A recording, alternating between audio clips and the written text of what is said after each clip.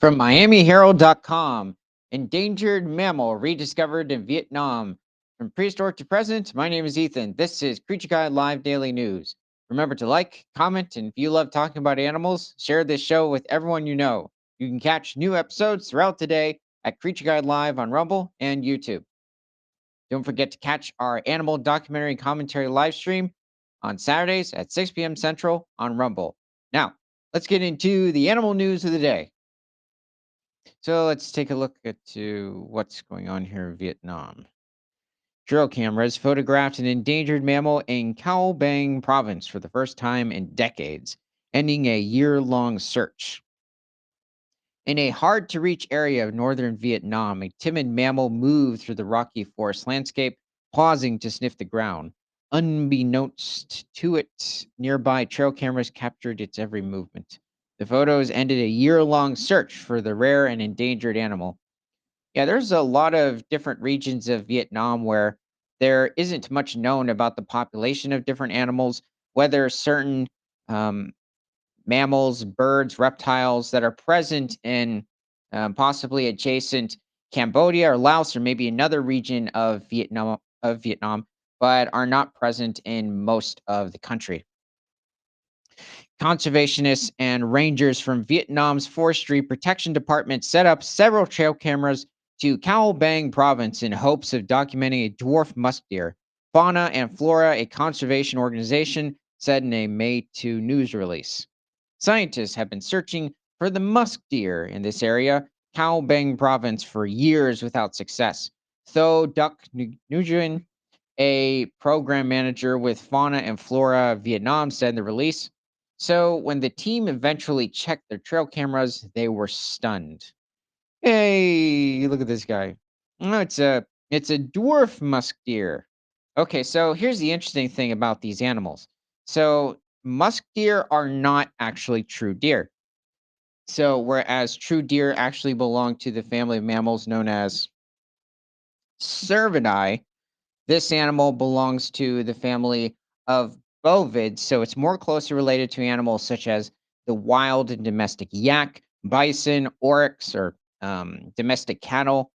The subfamily is called Muscidae, which links the living species of musk deer as well as the larger species and its musk deer extinct relatives. The cameras had several photos of rare dwarf musk deer. The organization said it was the first time the species has been officially recorded in the wild in this area for decades. Wow. I didn't realize that they were almost non existent within the region. Now, in more northern parts of the Siberian dwarf musk deer's range, you have the Eurasian lynx, which inhabits different areas of China. Now, this is also can be more towards the northern regions and musk deer towards areas of Russia. So, talking about the other species, are prone to lynx predation. Now, with the Siberian dwarf species, it's very possible in its most western, northwestern range, it might come into contact with animals like the red panda, which is not a close relative of today's um, bears or especially the panda itself. It actually belongs to its own lineage within Musteloideae. So it's actually a bit more closely related to animals like the mongoose, as opposed to animals like bears, and slightly a bit related to the raccoon. Um, it's not related to sloths. They are quite arboreal, and red pandas tend to feed mostly on different species of bamboo, mainly during the winter months. Now, it will continue as well as throughout most of the year, but once summer approaches, it will forage on different species of fruit, seeds, and occasionally even go after different species of insects, maybe even scavenge an animal carcass or even go after reptiles or amphibians. So they are mostly herbivorous, but they will also have a variety of little critters as part of their meal as well, possibly during the winter months. Oh, there's another picture. I wonder if this is a female because musk deer are also known for they're canines, so they're basically the only saber-toothed in quote deer, but they're actually muscids or another species of bovid.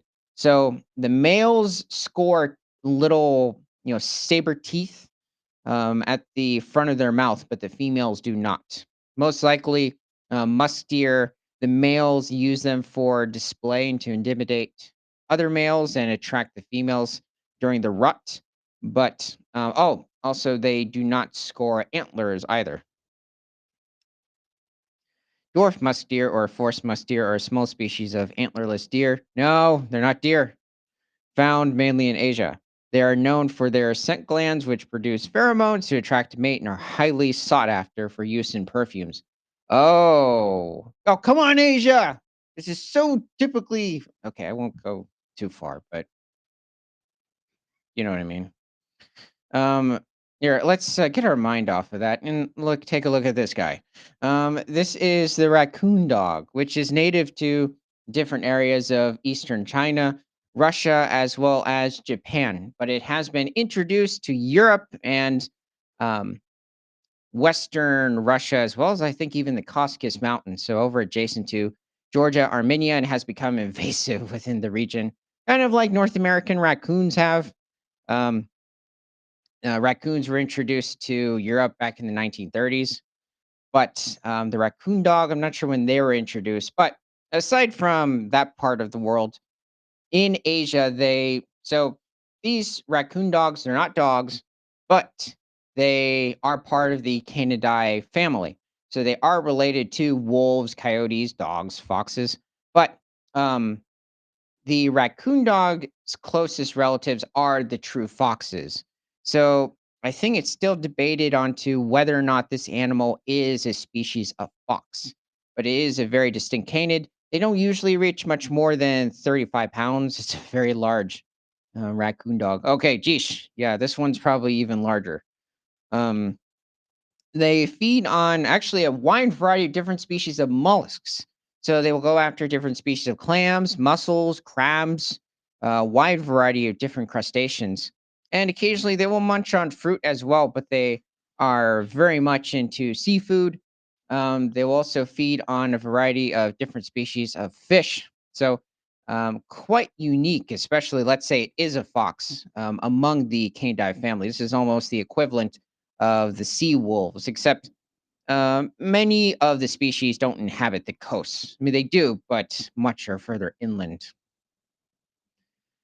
As a result, dwarf musk deer are considered endangered. The remaining population of Vietnam, which was last estimated at under 50 individuals in 2023. I think that that's a very rough estimate. I mean, like I said, much of Vietnam, most of Southeast Asia would need a just a re-survey of most of the practically all these protected areas to see how many of these animals actually exist. But yeah, big problem is, like it says, continues. It continues to face severe pressure from trapping and snaring and from habitat fragmentation. So yes, that is having a negative effect on pretty much every animal within the region. It's very possible also within the musk deer's range, you have the Indo-Chinese elephant population. It's a very small population of elephants within southeastern China. But the Siberian musk deer, also the pygmy species, tends to thrive at an elevation higher than 7,000 feet, some cases more than 9,000 feet.